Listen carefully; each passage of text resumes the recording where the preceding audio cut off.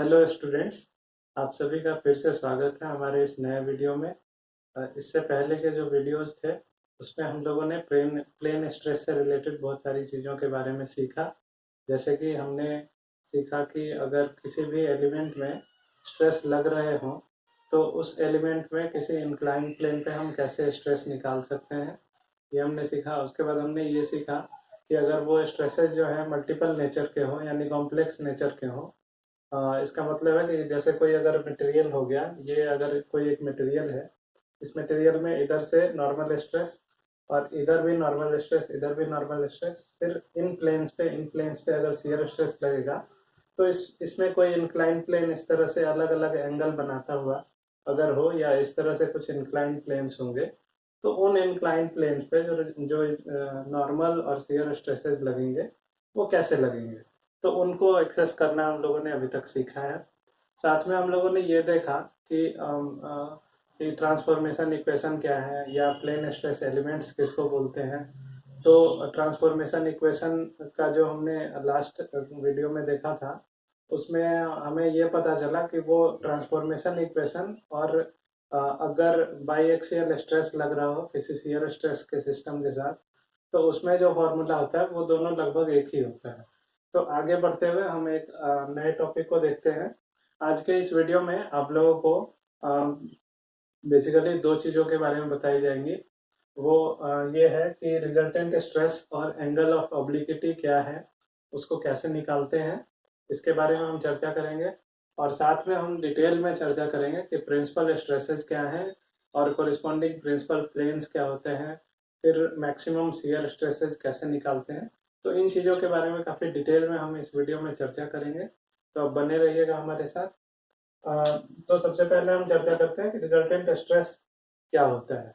तो इससे पहले हम लोगों ने आइडल ट्रांसफॉर्मेशन इक्वेशन देखा होगा या सिग्मा एन देखा होगा। दोनों बेसिकली सेम होता है, sigma x plus sigma y by two plus sigma x minus sigma y by two cos two theta plus tau sine two theta, या tau x one y one, ये इसे हम लोग सिग्मा टी भी कहते थे। दोनों का नेचर लगभग एक है, minus sigma x minus sigma y by two sine two theta plus tau cos two theta, ये हम लोगों ने ऑलरेडी देख लिया है। तो अब मान लीजिए अगर कोई मटेरियल है जिस मटेरियल में अगर सिग्मा एक्स सिग्मा वाई, मैं फिर से लिख देता हूँ, तो शियर स्ट्रेस लग रहे हो,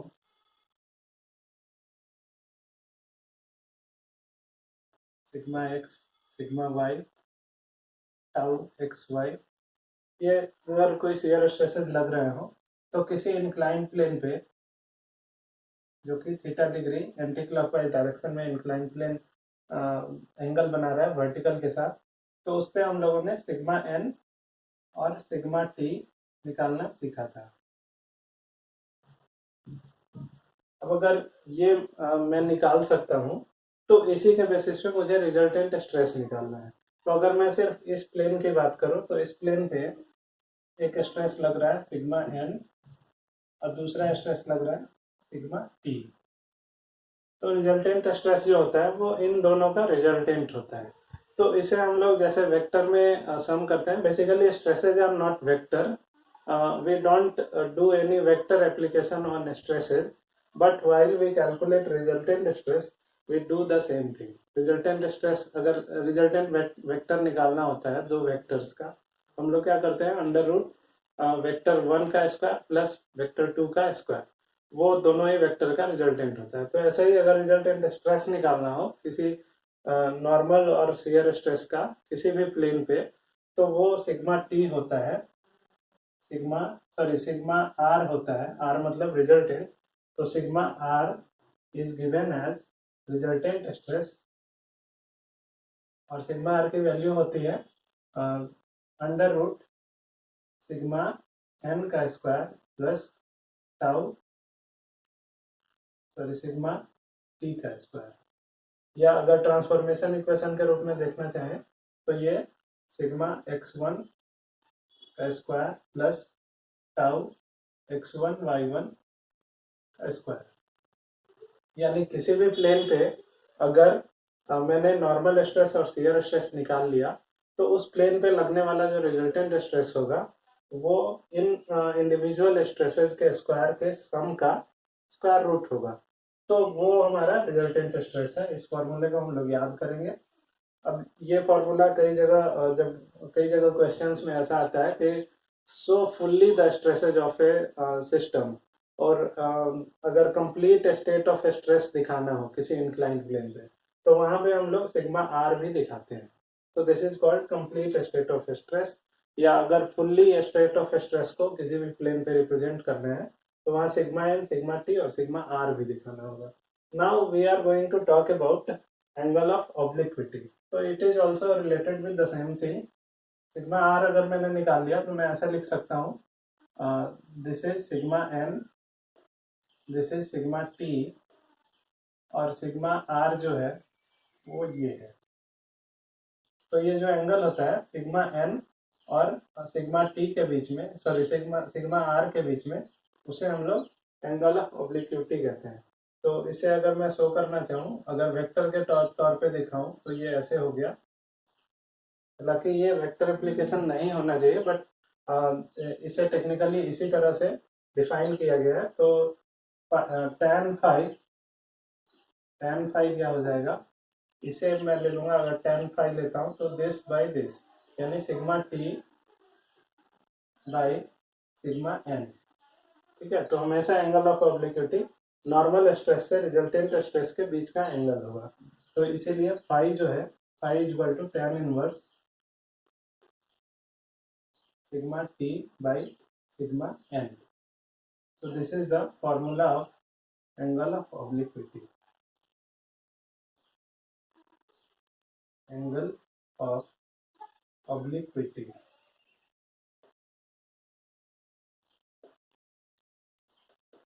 So these are the two simple terms which we will be using in the numerical problems. Now we are interested in talking about principal stresses and principal planes. So please follow this seriously because this is very important, and the application of principal stress and strain will be applied into a lot of topics. Lot of following topics you will find the details of these principal stresses, and these are very important, very essential for the design of strength of any material. So now we will talk about principal. This is PAL, principal stress, principal planes.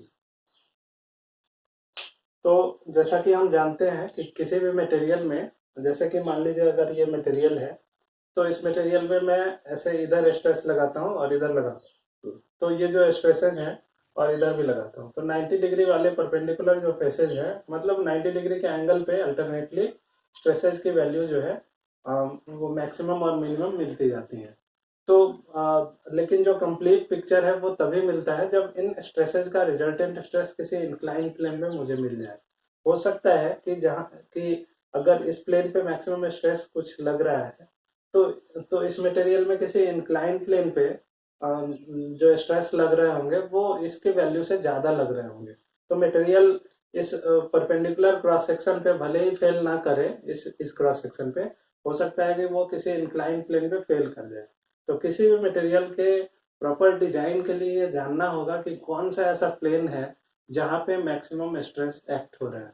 तो उस plane को निकालना या उस plane के बारे में बात करना ही प्रिंसिपल प्लेन और प्रिंसिपल स्ट्रेस की बात करने के बराबर है। तो यहाँ पे हम बात करेंगे कि what are the principal stresses, which stress is known as principal stress. तो किसी भी मटेरियल में हमने ये फॉर्मूला ऑलरेडी देख लिया है, सिग्मा x1। मैं एक बार ट्रांसफॉर्मेशन इक्वेशन लिख देता हूँ, sigma x plus sigma y by 2 plus sigma x minus sigma y by 2 cos 2 theta plus tau sine 2 theta. अब इससे मुझे मिलता क्या है, कोई भी एलिमेंट होगा अगर इस एलिमेंट को या तो मैं रोटेट कर दूं या इसके किसी इंक्लाइन प्लेन पे मैं सिग्मा नॉर्मल और सिग्मा टेंजेंशियल यानी टाउ या सिग्मा एन निकालना चाहूँ तो वो मैं निकाल सकता हूँ इस फॉर्मूले के हेल्प से। तो मान लीजिए अगर कोई भी एलिमेंट है, इसमें मैं थीटा को अगर एक पर्टिकुलर वैल्यू देता हूँ तो मुझे ये इंक्लाइंड प्लेन मिलता है। इसका मैंने अगर सपोज सिग्मा n1 निकाल लिया, वो थीटा 1 के कोरिस्पोंडिंग, फिर मैंने क्या किया, थीटा को थोड़ा सा बढ़ा दिया तो थीटा बढ़ के थीटा 1 हो गया, थीटा 1। अब इस पे जो स्ट्रेस लगेगा नॉर्मल स्ट्रेस वो सिग्मा सॉरी थीटा 1 है, ये थीटा 2 हो जाएगा तो सिग्मा n2 हो जाएगा। इसी तरह हम थीटा को अगर वैरी करते जाएंगे तो मुझे नॉर्मल स्ट्रेस जो है वो अलग अलग मिलता जाएगा। तो अलग अलग थीटा के लिए अलग अलग नॉर्मल स्ट्रेस सिग्मा n या सिग्मा x1 मुझे मिल सकता है। तो अब मान लीजिए मैंने थीटा के हर वैल्यू के लिए एक सिग्मा n निकाल दिया और उसमें से मैंने किसी जो मैक्सिमम होगा वो अगर मैं डिजाइन करता हूं तो मुझे ये पता होना चाहिए कि मैक्सिमम जो स्ट्रेस होना है मटेरियल का या मटेरियल की जो स्ट्रेंथ है मैक्सिमम कितने स्ट्रेस को रेसिस्ट करने के लिए सुटेबल है। तो वहां पे मुझे ये पता होना चाहिए कि मटेरियल में मैक्सिमम स्ट्रेस कितना लग रहा है। तो मैंने थीटा को वेरी कराया, इससे मुझे सिग्मा एन जो है वो वेरी करते हुए मिल गई। अब इन सारे पॉसिबल सिग्मा एन में से मुझे एक मैक्सिमम वैल्यू चाहिए और उसके लिए अगर मैं मटेरियल की सेफ्टी की बात कर लूँ तो पूरा मटेरियल जो है वो सेफ हो जाएगा। तो इसका मतलब क्या है कि out of all normal stresses the highest normal stress और lowest normal stress will be known as principal stress. Highest का मतलब हो गया कि कोई चीज अगर टेंशन में बहुत स्ट्रांग हो तो वो हाईएस्ट वैल्यू हो गया, और लोवेस्ट का मतलब हो गया कि हो सकता है कि उसकी वैल्यू निगेटिव आ जाए, लेकिन कंप्रेशन में भी मटेरियल फेल हो सकता है। निगेटिव को जनरली हम लोग कंप्रेसिव स्ट्रेस के नाम से जानते हैं और पॉजिटिव स्ट्रेस को लोग टेंसाइल स्ट्रेस के। तो हायर साइड का मतलब हो गया कि अगर हम पॉजिटिव स्ट्रेस की बात कर रहे हैं, और निगेटिव साइड का मतलब हो गया, लोअर साइड का मतलब कि हम निगेटिव स्ट्रेस यानी कंप्रेसिव स्ट्रेस की बात कर रहे हैं। तो आइदर मैक्सिमम पॉजिटिव और मैक्सिमम निगेटिव, इसका मतलब क्या है, मैक्सिमम स्ट्रेस और मिनिमम स्ट्रेस जो कि नॉर्मल स्ट्रेस हो, तो उन दोनों को हम लोग प्रिंसिपल स्ट्रेस का नाम देते हैं। तो principal stresses are known as sigma 1 and sigma 2। अगर प्लेन स्ट्रेस एलिमेंट हो तो ऐसे दो स्ट्रेसेज होते हैं, एक मैक्सिमम होगा और दूसरा मिनिमम होगा। यानी सबसे बड़ा जो नॉर्मल स्ट्रेस होगा उसे हम लोग सिग्मा 1 कहेंगे, और जो सबसे छोटा नॉर्मल स्ट्रेस होगा उसे हम लोग सिग्मा 2 कहेंगे। यानी थीटा को हमने वेरी कराया और जिस थीटा पे मुझे सिग्मा x1 या सिग्मा n की मैक्सिमम वैल्यू मिली उसे मैंने कह दिया सिग्मा 1, और जिस थीटा के लिए सिग्मा x1 या सिग्मा n की मिनिमम वैल्यू मिली उसे हमने कह दिया सिग्मा 2। तो these two normal stresses are called principal stresses. तो प्रिंसिपल स्ट्रेस को हम लोग डिफाइन इस तरह से कर सकते हैं कि मैक्सिमम और minimum normal stresses acting on any inclined plane inside a material is known as principal stress। तो मुझे आशा है कि आपको समझ में आ गई होगी ये बात। तो मैं आगे चलता हूँ कि कैसे ये प्रिंसिपल स्ट्रेस को हम लोग निकालते हैं। साथ में अभी हम लगे हाथ बात करते हैं। तो प्रिंसिपल स्ट्रेस की बात हमने क्या की कि मैक्सिमम और मिनिमम, यहाँ पे शियर स्ट्रेस की बात नहीं हो रही है, सिर्फ नॉर्मल स्ट्रेस, आइदर मैक्सिमम और मिनिमम, मैक्सिमम और minimum normal stress acting on any plane inside a material are called, चूंकि ये एक से ज़्यादा होगा मैक्सिमम और मिनिमम, तो दो स्ट्रेसेज ऐसे होंगे, आर कॉल्ड प्रिंसिपल स्ट्रेसेज। अब ये स्ट्रेस किसी किसी प्लेन के कोरिस्पॉन्डिंग होगा, यानी कोई एक थीटा हमने रखा उस पर मुझे कोई एक सिग्मा 1 मिल गया, किसी पर्टिकुलर दूसरे थीटा के लिए मुझे सिग्मा 2 मिल गया। तो जिस एंगल के कोरिस्पॉन्डिंग प्लेन पे ये मैक्सिमम या मिनिमम नॉर्मल स्ट्रेसेस मिलते हैं उन प्लेन्स का भी एक स्पेशल नाम है, और इन प्लेन्स को हम लोग प्रिंसिपल प्लेन का नाम देते हैं। यानी the planes containing principal stresses, यानी जिन प्लेन पे प्रिंसिपल स्ट्रेस लाई करता है वो प्रिंसिपल प्लेन कहलाएगा। तो planes containing principal stresses are called principal planes. साथ में एक और टर्म डिफाइन हो सकता है यहाँ पे कि जिस एंगल पे वो प्लेन मिलता है जिसपे कि प्रिंसिपल स्ट्रेस लाई करे, तो उस एंगल का भी नाम क्या हो जाएगा, प्रिंसिपल एंगल।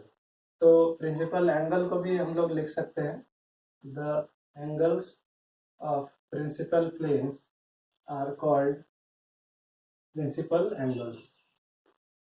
तो प्रिंसिपल एंगल को हम लोग थीटा पी से दिखाते हैं। पी मतलब प्रिंसिपल और थीटा मतलब थीटा एंगल। तो प्रिंसिपल प्लेन के कोरिस्पॉन्डिंग जो एंगल होगा उसे हम लोग थीटा पी कह सकते हैं।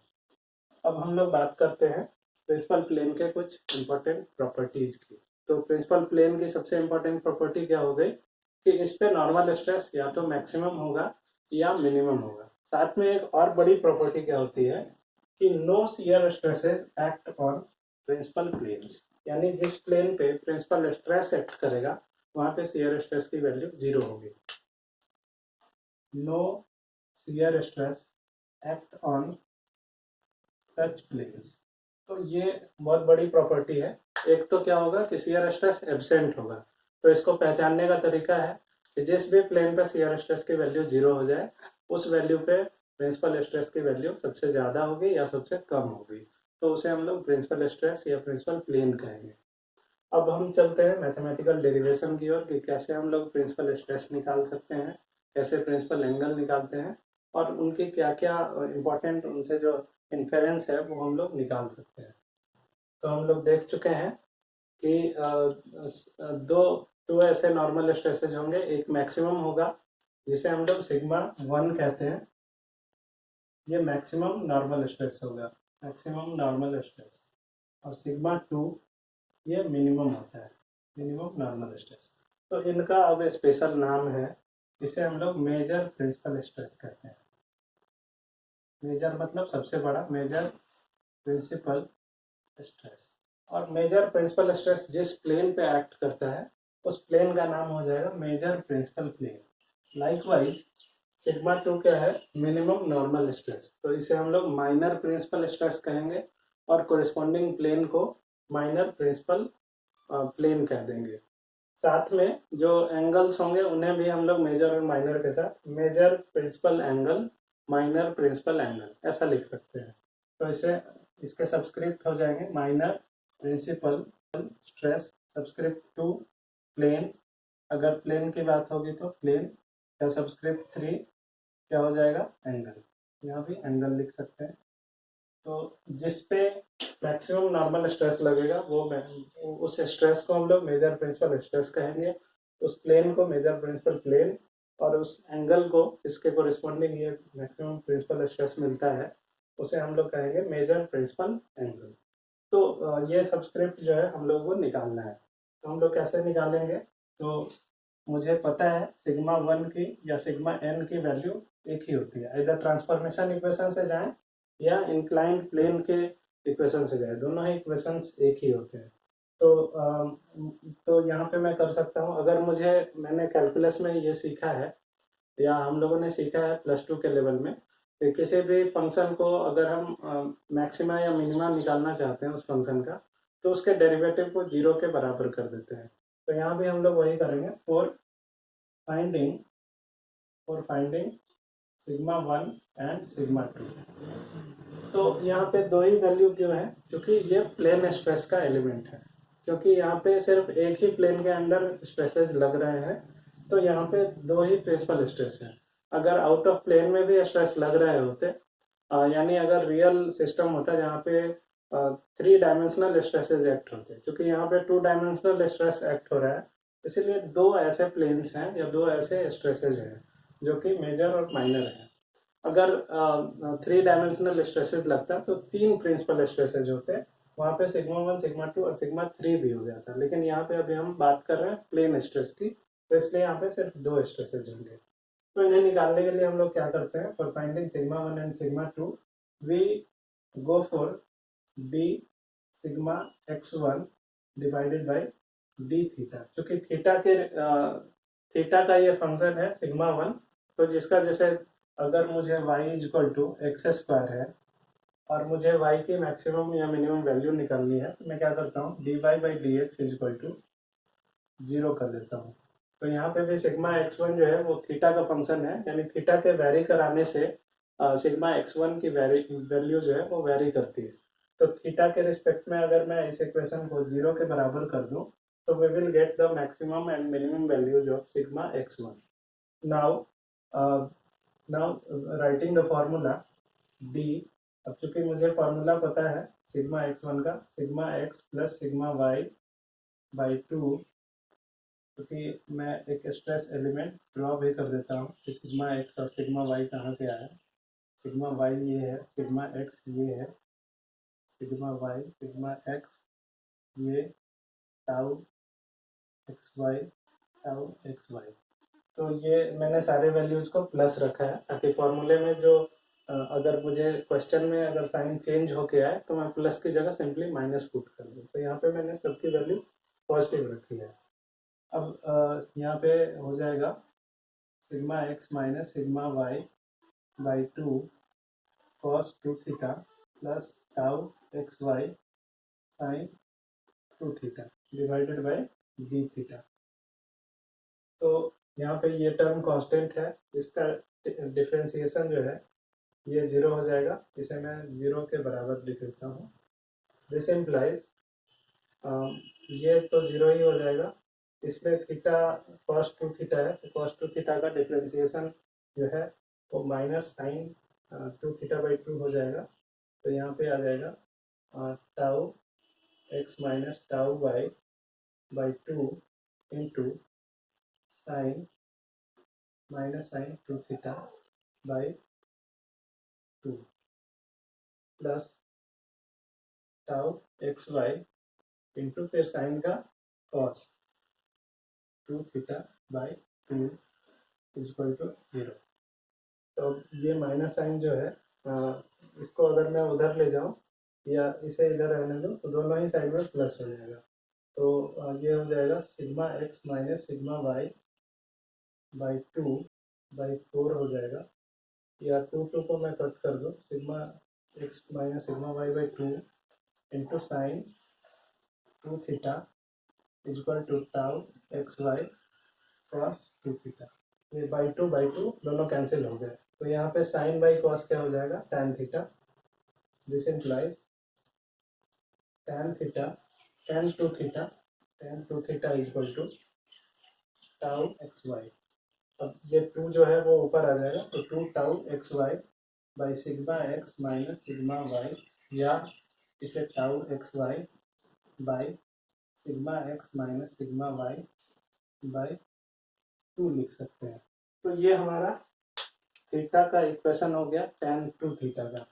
अब थीटा के इस पर्टिकुलर वैल्यू के लिए मुझे जो अब इससे मैं थीटा निकाल लूँगा। थीटा क्या हो जाएगा, tan 1/2 tan इनवर्स इतना थीटा हो जाएगा।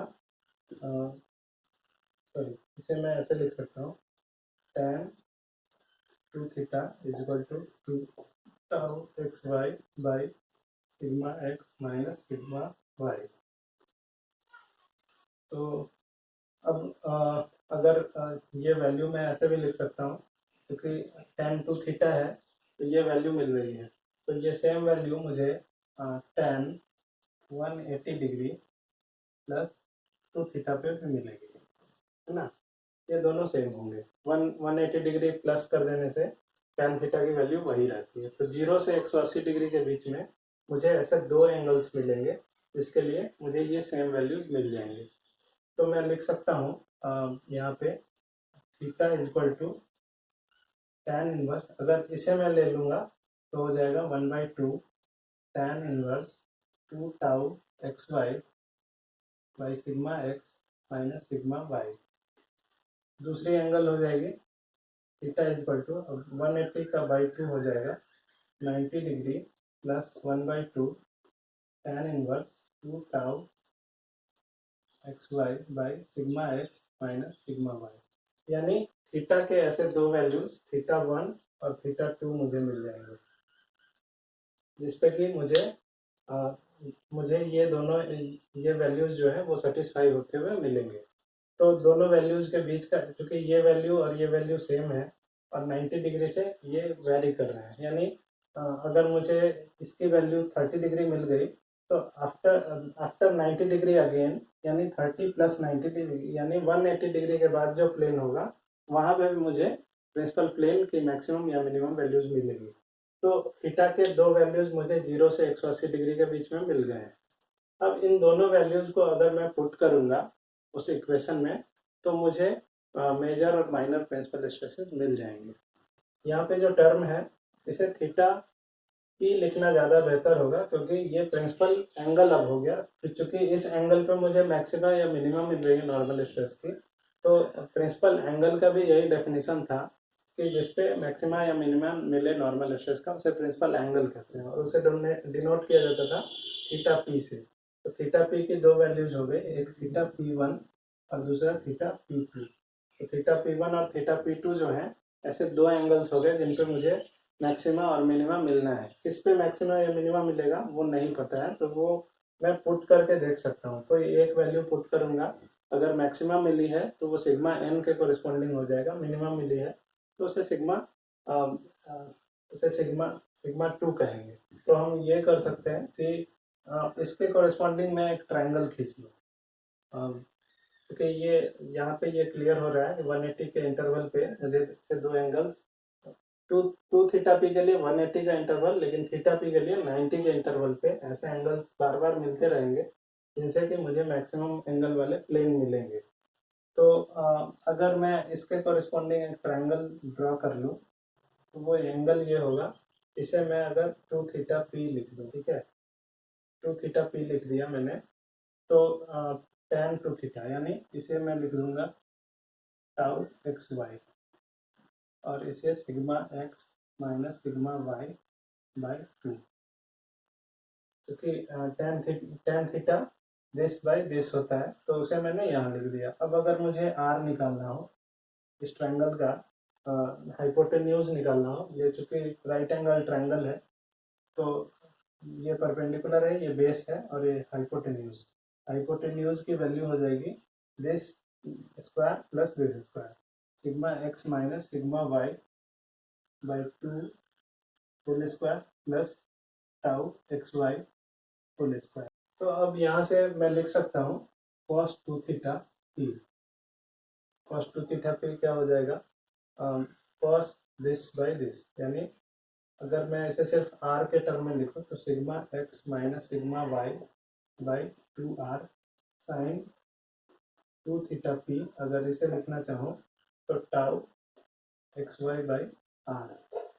इस फॉर्मूले का यूज अगर मैं अब, क्योंकि अब मुझे इसका यूज मैंने इसीलिए किया है कि हमारा जो ट्रांसफॉर्मेशन इक्वेशन है उसमें cos टू थीटा और sin टू थीटा के टर्म में वो फॉर्मूला होता है। तो अब वापस आते हैं ट्रांसफॉर्मेशन इक्वेशन की ओर। Sigma x one is equal to sigma x plus sigma y by two plus sigma x minus sigma y by two cos two theta plus tau x y sine two theta. तो मुझे अगर मुझे ये निकालना है कि principal stress क्या है, तो मुझे थीटा की जगह थीटा पी करना होगा। तो यहाँ पे ये सिग्मा एक्स वन की जगह क्या हो जाएगा, सिग्मा वन हो जाएगा। तो अब मैं यहाँ पे थीटा पी रखता हूँ, cos टू थीटा पी यहाँ से रखता हूँ, तो ये हो जाएगा इक्वल टू सिग्मा, क्योंकि ये प्रिंसिपल एंगल जैसे ही हुआ तो ये प्रिंसिपल स्ट्रेस होना चाहिए।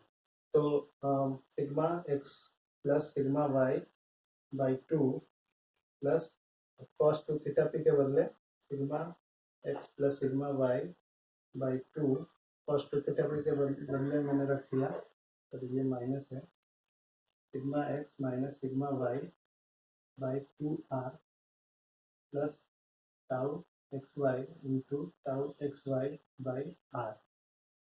तो इसे हम लोग लिख सकते हैं, सिर्फ इस टर्म की बात करें, अब ये sigma x plus sigma y, sorry sigma x minus sigma y by two का whole square divided by r हो गया plus tau x y whole square by r. तो इसे फर्दर हम लोग ये लिख सकते हैं, क्योंकि अब ये देख सकते हैं हम लोग इस आर कॉमन आ जाएगा दोनों में, और ये आर का स्क्वायर है, तो कट के क्या हो जाएगा, sigma x plus sigma y by 2 plus r. ऊपर वाला जो सम है, ऊपर वाला जो ये वैल्यू है वो आर का स्क्वायर है, यहाँ से देख सकते हैं। नीचे सिर्फ आर है, तो आर स्क्वायर में से आर को अगर डिवाइड किया गया तो आर बच गया। तो हमारी जो फाइनल वैल्यू है सिग्मा 1 की वो क्या हो जाएगी, sigma x plus sigma y by 2 plus sigma x minus sigma y by 2 plus का whole square divided by sigma tau x by whole square under root. तो this is for theta p. अगर मैं अब यहाँ पे 90 degree plus theta रख दूँ, theta P में अगर मैं 90 डिग्री और ऐड कर दूँ तो मुझे दूसरा प्रिंसिपल स्ट्रेस मिल जाएगा, क्योंकि प्रिंसिपल एंगल अगर थीटा पी है कोई एक, तो दूसरा प्रिंसिपल एंगल थीटा पी के 90 डिग्री के बाद मिलना है। तो थीटा पी के जगह मैं सिंपली अगर 90 डिग्री प्लस थीटा पी रख दूँ तो मुझे सिग्मा 1 के बदले सिग्मा 2 मिल जाएगा। तो मैं यहाँ पे क्या कर सकता हूँ, सिग्मा 2 अगर लिखना होगा मुझे, तो या फिर सिग्मा 2 निकालने के लिए इस तरीके से जाने से अच्छा है कि ट्रांसफॉर्मेशन इक्वेशन में हम लोगों को पता है कि दो परपेंडिकुलर फेसेस के जो नॉर्मल स्ट्रेस हैं उनका सम बराबर होता है। तो इसका मतलब क्या हो गया, सिग्मा 1 भी नॉर्मल स्ट्रेस है और सिग्मा 2 उसके 90 डिग्री के बाद मिलता है। कोई कभी भी जो प्रिंसिपल प्लेन्स होते हैं वो 90 डिग्री के इंटरवल पे होते हैं। ये मैंने बता दिया कि एक थीटा पी मिलेगा, अगर प्रिंसिपल एक प्रिंसिपल प्लेन अगर थीटा पी है तो दूसरा जो नेक्स्ट प्रिंसिपल प्लेन होगा वो 90 डिग्री प्लस थीटा पी पे होगा, यानी परपेंडिकुलर फेसेज हो गए। अब परपेंडिकुलर फेसेज के नॉर्मल स्ट्रेस का सम हमेशा बराबर होता है। तो हम लोग ऐसा लिख सकते हैं सिग्मा 1 प्लस सिग्मा 2, क्योंकि मुझे सिग्मा 2 निकालना है, तो ये हो जाएगा sigma x plus sigma y के बराबर। अब मुझे ये पता है तो मैं सिग्मा 2 लिख सकता हूँ, sigma 2 is equal to sigma x plus sigma y minus sigma 1। अब सिग्मा 1 की ये वैल्यू मैं रख दूंगा तो क्या हो जाएगा, sigma x plus sigma y minus sigma x minus sigma y by 2 minus, अगर मैं सिंपली यहाँ पे आर लिख दूँ अभी, क्योंकि ये टर्म आर है, माइनस आर हो गया, तो इस दोनों का डिफरेंस क्या हो जाएगा, sigma x plus sigma y by 2 minus under root sigma x minus sigma y by 2 का whole square plus plus tau x y का होल स्क्वायर।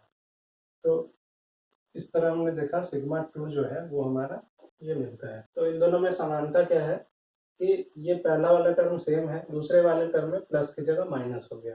तो हम लोग अगर एक साथ लिखना चाहें इस फॉर्मूले को, सिग्मा 1 कॉमा 2 इक्वल टू पहले 1 बाद में 2, तो ये हो जाएगा simply sigma x plus sigma y by 2 plus minus, plus corresponding to sigma 1 minus corresponding to sigma 2, sigma x minus sigma y by 2 whole square plus tau x y का whole square. This is the combined equation of और combined form of principal stresses. इसे हमने एक साथ लिख दिया। तो ऐसे भी पता चल सकता है, ये पॉजिटिव अगर होगा उसमें कोई पॉजिटिव क्वांटिटी को ऐड करेंगे तो उसकी वैल्यू ज़्यादा होगी, और इसमें से अगर कुछ सब्ट्रैक्ट करेंगे तो उसकी वैल्यू कम होगी। तो sigma 2 is the minimum principal stress and sigma 1 is the maximum principal stress. साथ में हमने मैक्सिमम प्रिंसिपल एंगल निकालना सीख लिया, यानी प्रिंसिपल स्ट्रेस के कोरिस्पॉन्डिंग जो प्रिंसिपल एंगल है वो निकालना सीख लिया। उसमें 90 डिग्री जोड़ देने से जो नेक्स्ट एंगल है वो निकल जाता है। तो इस तरह से हम लोगों ने देखा कि प्रिंसिपल प्लेन कैसे निकलेगा और प्रिंसिपल स्ट्रेसेस कैसे निकलेंगे। तो हम चेक लगे हाथों कर सकते हैं कि प्रिंसिपल प्लेन पे जो शियर स्ट्रेस है, जैसा कि मैंने पहले बताया था कि shear stresses acting on principal planes are of zero magnitude, यानी शियर स्ट्रेस एक्ट नहीं करता है, उनकी मैग्नीट्यूड जीरो होती है। तो उसे वेरीफाई कैसे कर सकते हैं, जो थीटा पी आया था उसे मैं अगर शियर स्ट्रेस के फॉर्मूले में पुट कर दूं तो शियर स्ट्रेस की वैल्यू 0 हो जानी चाहिए। तो लेट मी चेक। तो अगर मुझे शियर स्ट्रेस निकालना है प्रिंसिपल प्लेन के कोरिस्पोंडिंग, तो यहाँ थीटा की जगह थीटा पी हो जाना चाहिए। अब साइन टू थीटा पी अभी हमने थोड़ी देर पहले देखा, साइन टू थीटा पी होता है sigma x minus sigma y by two. Sine two theta p हमने अभी जो ट्रायंगल देखा था, ये वाला ट्रायंगल, इसमें ये टाउ एक्स वाई था, ये sigma x minus sigma y by two, और ये टू थीटा था। फिर इधर आर का टर्म आता था जो कि इसका और इसके स्क्वायर का स्क्वायर था। तो साइन टू थीटा पे हमने देखा था tau x y by r, और यहाँ पे हो जाएगा tau x y into sigma x minus sigma y by two into r. तो ये टर्म जो है एक दूसरे को कैंसिल करेंगे क्योंकि दोनों एक दूसरे के निगेटिव हैं, तो यहाँ पे इनकी वैल्यू 0 हो जाएगी। इससे वेरीफाई होता है कि प्रिंसिपल प्लेन की वैल्यू जैसे ही हमने रखा शियर स्ट्रेस के फॉर्मूले में प्रिंसिपल एंगल की वैल्यू, तो शियर स्ट्रेस 0 हो जाती है। इसका मतलब क्या है कि प्रिंसिपल प्लेन पे शियर स्ट्रेस की वैल्यू कुछ भी नहीं होती, यानी there is no any shear stress acting on principal planes. So this is very important property of a principal plane. Now we are interested in calculation of the planes having maximum shear stress. ये हमने अभी जो shear stress निकाला ये principal plane पे निकाला है, और हमने अभी मैक्सिमम वैल्यू निकाली है वो प्रिंसिपल स्ट्रेस की निकाली है, सॉरी नॉर्मल स्ट्रेस की निकाली है। अब एक ऐसा प्लेन भी होगा जिसपे शियर स्ट्रेस की वैल्यू मैक्सिमम होगी। कुछ मटेरियल्स ऐसे होते हैं जो कि शियर स्ट्रेस में कमज़ोर होते हैं और नॉर्मल स्ट्रेस में वो मजबूत होते हैं। तो इसीलिए किसी भी मटेरियल के अंदर, जैसे कि अभी हमने नॉर्मल स्ट्रेस की मैक्सिमम वैल्यू निकाली, वैसे ही शियर स्ट्रेस की भी मैक्सिमम वैल्यू निकालनी इम्पॉर्टेंट होती है। जितनी ही इम्पॉर्टेंट नॉर्मल स्ट्रेस को निकालना है उतना ही इम्पॉर्टेंट शियर स्ट्रेस के भी मैक्सिमम वैल्यू या मिनिमम वैल्यू को निकालना है। तो शियर स्ट्रेस को भी हम लोग निकाल सकते हैं सेम मेथड का यूज करके। कुछ मटेरियल्स जो हैं शियर में कमज़ोर होते हैं, कुछ मटेरियल्स नॉर्मल स्ट्रेस में कमज़ोर होते हैं। तो जब तक हमें कंप्लीट पिक्चर नहीं पता होगा हम मटेरियल को प्रॉपरली डिज़ाइन नहीं कर सकते। तो इसीलिए वर्स्ट केस निकालने के लिए मुझे ये पता करना पड़ेगा कि मैक्सिमम प्रिंसिपल स्ट्रेस कितना है और मैक्सिमम शियर स्ट्रेस कितना है उस मटेरियल के अंदर। तो देखिए शियर स्ट्रेस का जो फॉर्मूला था ट्रांसफॉर्मेशन इक्वेशन से, टाउ x1 y1 था इक्वल टू था minus sigma x minus sigma y by two sine two theta plus tau x y cos two theta. अब अगर मुझे इस शियर स्ट्रेस की मैक्सिमम वैल्यू निकालनी है या मिनिमम वैल्यू निकालनी है तो मैं क्या करूँगा, इसे फिर से थीटा के कोरिस्पोंडिंग डेरिवेटिव लेके 0 कर दूंगा, यानी d tau x1 y1 divided by d theta equal to 0 कर दूंगा। तो यहाँ पे फिर से मुझे क्या मिल जाएगा, इसका डिफ्रेंसिएशन करूँगा तो ये मिल जाएगा मुझे minus sigma x minus sigma y by two into cos two theta by two, और इधर हो जाएगा फिर से कॉस का माइनस साइन, तो minus tau x y by two cos two theta का डेरिवेटिव 2 हो गया, और यहाँ पे कॉस थीटा का माइनस साइन टू थीटा, तो माइनस यहाँ आ गया साइन टू थीटा। तो दिस इज इक्वल टू 0। अब इस केस में मुझे क्या मिल रहा है, साइन बाई कॉस यानी tan tan two theta, tan two theta, two two ये कैंसिल हो जाएंगे। अगर मैं इसको एक को उधर ले जाऊँगा तो माइनस साइन दोनों में ही है तो एक माइनस हमेशा ही रह जाएगा। टेन टू थीटा अगर मैं निकालना चाहूँ तो यहाँ पे हो जाएगा sigma x minus sigma y by two tau x y with minus sine. तो ये वैल्यू हमें मिल रही है टेन टू थीटा की शियर स्ट्रेस के लिए। तो यहाँ पे जैसे मैंने प्रिंसिपल स्ट्रेस में थीटा पी लिख दिया था जो कि प्रिंसिपल प्लेन को बताता था, तो यहाँ क्योंकि हम लोग ऐसे प्लेन को निकाल रहे हैं जिसमें शियर स्ट्रेस मैक्सिमम या मिनिमम मिले, तो इसीलिए इसके एंगल को हमने थीटा एस लिख दिया, theta S. here s is the subscript related to plane of maximum shear stress और angle of the plane corresponding to maximum और minimum shear stress।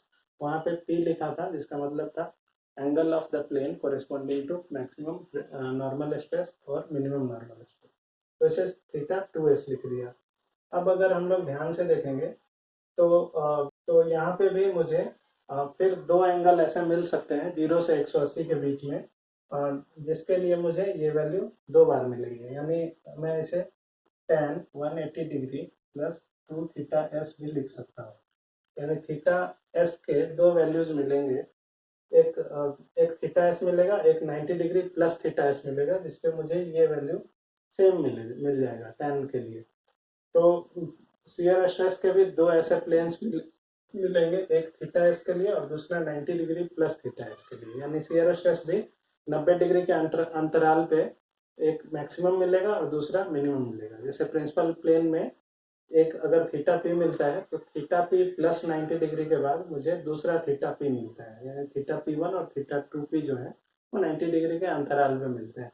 वैसे ही थीटा एस वन और थीटा एस टू जो मिलेंगे वो 90 degree के interval पे मिलेंगे। तो ये इंपॉर्टेंट प्रॉपर्टी है। अब अगर मैंने यहाँ पे थीटा एस को लेके फिर से यहाँ एक ट्रायंगल ड्रॉ कर लिया इस तरह से, तो इस बार टू थीटा एस मैंने लिख दिया।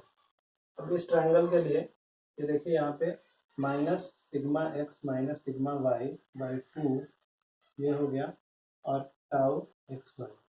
यहाँ पे फिर से मुझे आर मिलेगा जो कि पहले वाले आर के बराबर है, इसका और इसका सम हो जाएगा। वहाँ पे ये वैल्यू प्लस थी, यहाँ में माइनस हो गई, बट स्क्वायर के बाद दोनों ही वैल्यू सेम होंगे, तो इसे मैंने आर लिख दिया है अभी। अब मैं अगर ये चूँकि फॉर्मूले में यहाँ पे ये फॉर्मूले में साइन टू थीटा और कॉस टू थीटा का टर्म होता है, तो यहाँ पे मैं साइन टू थीटा लिख लूँ। Sine two theta equal to क्या हो जाएगा, साइन टू थीटा एस, ये हो जाएगा minus sigma x minus sigma y by two r, और कॉस टू थीटा एस ये हो जाएगा tau x y by r. तो इन दोनों की वैल्यू अगर हम यहाँ पे रख दें तो मुझे क्या मिलेगा, ये माइनस माइनस प्लस हो जाएगा और इसका होल स्क्वायर हो जाएगा। फिर यहाँ पे टाउ एक्स वाई का स्क्वायर हो जाएगा। तो मैं यहाँ पे लिख सकता हूँ टाउ टाउ मैक्स, क्योंकि जैसे ही मैंने थीटा एस की वैल्यू यहाँ पुट करी तो ये टाउ मैक्स मिलेगा। तो ये हो जाएगा मेरा sigma x minus sigma y by two का होल स्क्वायर, क्योंकि एक टू यहाँ भी है तो टू का होल स्क्वायर हो जाएगा into one by r, r को बाहर मैंने रख दिया, प्लस टाउ एक्स वाई का होल स्क्वायर बाई आर। इसका मतलब क्या है, अब ये टर्म जो है अगर मैं वन बाई आर को कॉमन ले लूँ तो ये वाला टर्म आर का स्क्वायर के बराबर हो जाएगा। ठीक है, आप यहाँ से आर अगर निकालेंगे तो ये स्क्वायर प्लस के स्क्वायर का स्क्वायर रूट होता है, तो आर स्क्वायर हो गया। तो this is already cancelled out and it is equal to sigma x minus sigma y by two का whole square plus tau x y का होल स्क्वायर, तो और इसका स्क्वायर। तो this is the value of sigma sorry tau max. तो tau max का ये formula मुझे मिल जाता है। अब अगर मुझे टाउ मैक्स की मिनिमम वैल्यू निकालनी है तो मैं क्या करूँगा, ये थीटा एस में 90 डिग्री ऐड कर दूंगा। ठीक है, तो क्योंकि जो थीटा एस है वो 90 डिग्री के इंटरवल पे मिलते रहते हैं, तो यहाँ पे मैं simply sine 90 degree plus two theta s के जगह यहाँ पे मैं अगर 90 डिग्री प्लस थीटा एस कर दूंगा तो 180 हो जाएगा। यहाँ पे 180 degree plus two theta 180 degree plus two theta तो वैल्यू पुट करूंगा, तो मुझे फाइनली जो वैल्यू मिलेगा वो ये मिलेगा, टाउ टाउ मीन का वो ये मिलेगा minus of sigma x minus sigma y by two का whole square plus tau x y का होल स्क्वायर। ये वैल्यू माइनस मिलेगी, ये प्लस मिलेगी, तो मैक्स या मीन जो है उसकी वैल्यू मैग्नीट्यूड वाइज सेम होती है, बस साइन वाइज डिफरेंट होती है, एक माइनस और दूसरा प्लस।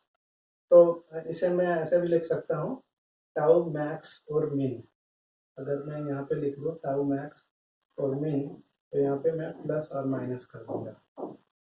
टाउ मैक्स और मीन इक्वल टू प्लस और minus of sigma x minus sigma y by two का whole square plus tau x y का होल स्क्वायर। तो ये जो है हमारा सिग्मा मैक्स का और सिग्मा मीन का मैक्सिमम वैल्यू मिल गया, सॉरी टाउ मैक्स और टाउ मीन का मैक्सिमम और मिनिमम वैल्यू मिल गया है। अब मुझे ये भी देखना है कि जिस प्लेन पे, जैसे जैसे हम लोगों ने ये देखा कि प्रिंसिपल प्लेन पे शियर स्ट्रेस कितना लगेगा, तो अभी हम लोग बात कर रहे हैं वैसे प्लेन की जिसपे शियर स्ट्रेस मैक्सिमम लग रहा हो। तो ऐसे प्लेन पे कुछ ना कुछ नॉर्मल स्ट्रेस भी लगता है। यहाँ पे अगर हम लोग वैल्यू डालेंगे cos 2 थीटा का और sin 2 थीटा का, तो ये वैल्यू और ये वैल्यू एक दूसरे को कैंसिल आउट कर देंगे, ये दोनों वैल्यू कट के जीरो हो जाएंगे। तो फाइनली जो बचेगा सिग्मा एन, ये सिग्मा एन कहाँ पे होगा, plane of maximum shear. Plane of maximum shear पे लगने वाला जो नॉर्मल स्ट्रेस होगा वो sigma x plus sigma y by normal stress.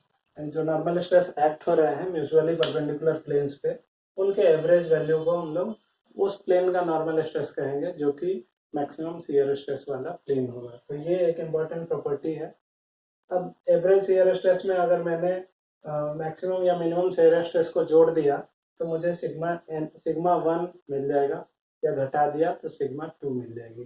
तो इस तरह हम देख सकते हैं कि ये सारे जो हैं इंटर रिलेटेड हैं। और टोटल फाइंडिंग्स जो आज हम लोगों ने सीखा है प्रिंसिपल प्लेन का, प्रिंसिपल स्ट्रेस का और मैक्सिमम शियर स्ट्रेस वाले प्लेन का, साथ में मैक्सिमम शियर स्ट्रेस का, तो फाइंडिंग्स को मैं लिख देता हूँ। एक फाइंडिंग ये हो गई कि plane of maximum stress shear stress कितना होगा, उसके कोरिस्पॉन्डिंग मैक्सिमम शियर स्ट्रेस या मिनिमम शियर स्ट्रेस कितना होगा, उस प्लेन पे जो नॉर्मल स्ट्रेस है वो कितना होगा, साथ में वो प्लेन जिस पे नॉर्मल स्ट्रेस मैक्सिमम मिलेगा उसे सिग्मा वन या सिग्मा टू कहते हैं, यानी मेजर और माइनर प्रिंसिपल स्ट्रेसेस। तो इसकी value sigma x plus sigma y by two plus minus under root sigma x minus sigma y by two का whole square plus tau x y का whole square. तो ये value मिल गई मुझे। साथ में इस प्लेन पे लगने वाला जो टाउ होगा, टाउ थीटा पी के कोरिस्पॉन्डिंग, वो जीरो होता है। तो इस ये इम्पोर्टेंट चीज़ निकल के क्या आती है कि प्रिंसिपल प्लेन वाले प्लेन पे सिर्फ एक ही नॉर्मल स्ट्रेस एक्ट करता है, शियर स्ट्रेस नहीं होता है। लेकिन शियर स्ट्रेस के मैक्सिमम वैल्यू वाले प्लेन पे कुछ शियर स्ट्रेस भी होगा और कुछ नॉर्मल स्ट्रेस भी होगा, यानी इस प्लेन पे दोनों टाइप के स्ट्रेस मिलेंगे, लेकिन प्रिंसिपल प्लेन पे सिर्फ एक ही टाइप का स्ट्रेस मिलेगा। तो ये काफ़ी इंपॉर्टेंट रिलेशन है। और एक और रिलेशन यहाँ से मिलने वाला है, वो हम लोग एक बार देख लेते हैं। हमने देखा था tan 2 theta s is equal to minus sigma x minus sigma y by 2 tau x y. इसे मैं ऐसे भी लिख सकता हूँ, is equal to 1 minus of 1 by 2 tau x y by sigma x minus sigma y. अब ये टर्म अगर याद करने की कोशिश करें तो this term is called tan 2 theta p. तो tan 2s 2 theta s is equal to minus 1 by tan 2 theta p. अब इसमें इसे मैं लिख सकता हूँ माइनस कॉट 2 थीटा पी। तो अब tan 90 degree plus theta is equal to minus cot theta होता है। तो इसे मैं लिख सकता हूँ tan 2 theta s is equal to tan 90 degree plus 2 theta p. तो इसका मतलब थीटा एस कितना हो जाएगा, 45 डिग्री प्लस थीटा पी।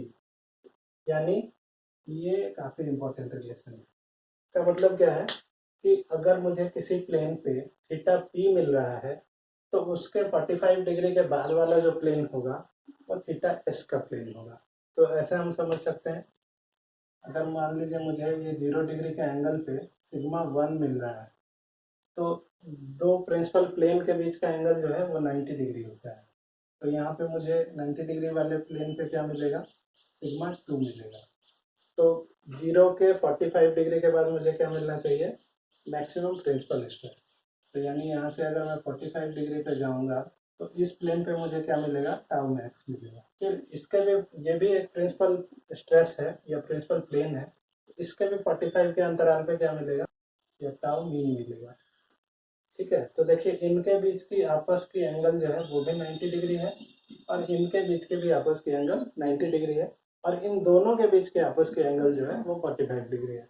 तो हर 45 डिग्री पे आपको डिफरेंट काइंड ऑफ प्लेन मिलेगा, यानी ये प्रिंसिपल प्लेन मिला तो ये प्लेन ऑफ मैक्सिमम शियर मिला। फिर इसके 45 के बाद प्रिंसिपल प्लेन मिल गया, फिर इसके 45 के बाद प्लेन ऑफ मैक्सिमम शियर, फिर इसके 45 के बाद मैक्सिमम प्रिंसिपल स्ट्रेस मिल गया।